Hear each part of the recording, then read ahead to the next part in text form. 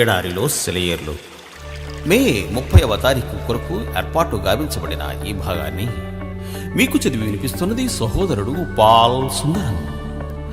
భూలోకములో నుండి కొనబడిన ఆ 144,000 మంది తప్ప మరి ఎవరునూ ఆ కీర్తన నేర్చుకొనజాలరు.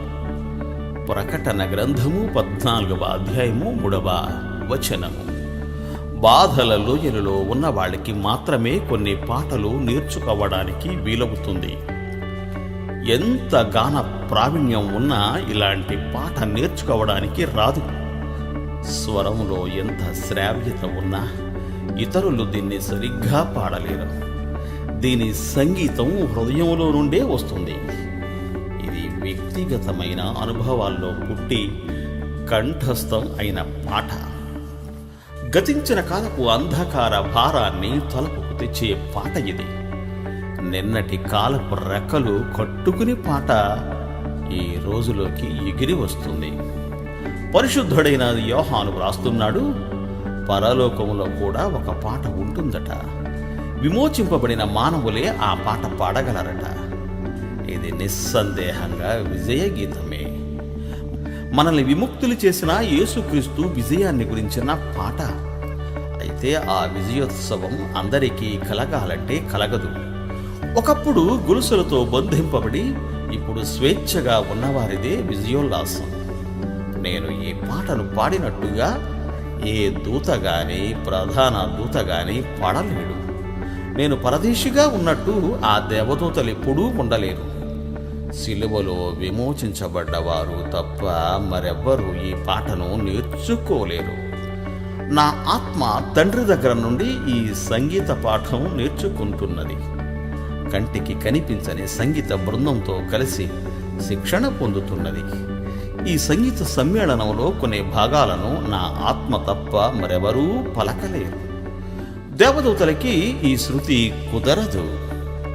ఈ తాళాలను నా ఆత్మ మాత్రమే వెయ్యగలదు, ఆలపించగలదు. దేవదూతలు ఆలపించలేని ఆ భాగాలను ఆలపించడం కోసం తండ్రి నిన్ను సిద్ధపరుస్తున్నాడు.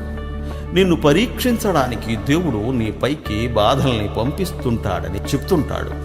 కాదు, నీకు నేర్పించడానికే ఆయన ఆ బాధల్ని నీ పైకి పంపుతుంటాడు. రమ్యమైన ఆ గాయక బృందంలో నువ్వు ఉండడం కోసం నిన్ను సిద్ధపరుస్తున్నాడు. రాత్రి సమయాల్లో నీ పాటను సిద్ధం చేస్తున్నాడు. కొండలోయల్లో నీ స్వరాన్ని పదును పెడుతున్నాడు.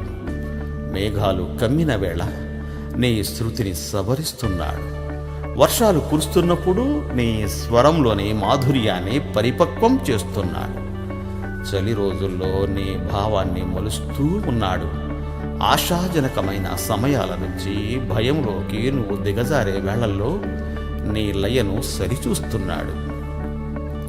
నా అంతరంగమా, ఈ వేదనల బడిని అసహించుకోకు. ఇందులో నువ్వు పొందిన శిక్షణే రాబోయే కాలములో పరలోకములో వినిపించబోయే సార్వత్రికమైన రాగములో నీ వంతు నువ్వు పాడగలడానికి సహాయపడుతుంది. కాళరాత్రి నిలువునా కమ్ముతున్నదా? కటిక చీకటి కర్కశంగా కప్పుతున్నదా? చేరరమ్మని ఆయన్ని చనువుగా ఆహ్వానించు.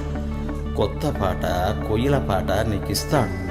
సుతారంగా నీతో శృతి కలుపుతాడు.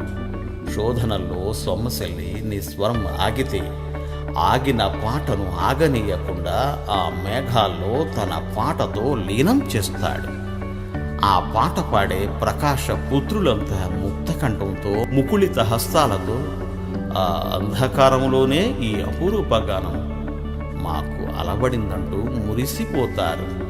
తండ్రి ఇల్లంతా మధుర పరిమళంగా అలుముకునే ఆ అసమాన గీతం పుట్టి ప్రాణం పూసుకున్నది పగటి వెలుగును చూడని పూరిపాకల్లోనే. దేవుడు మిమ్ము దీవించుగాక.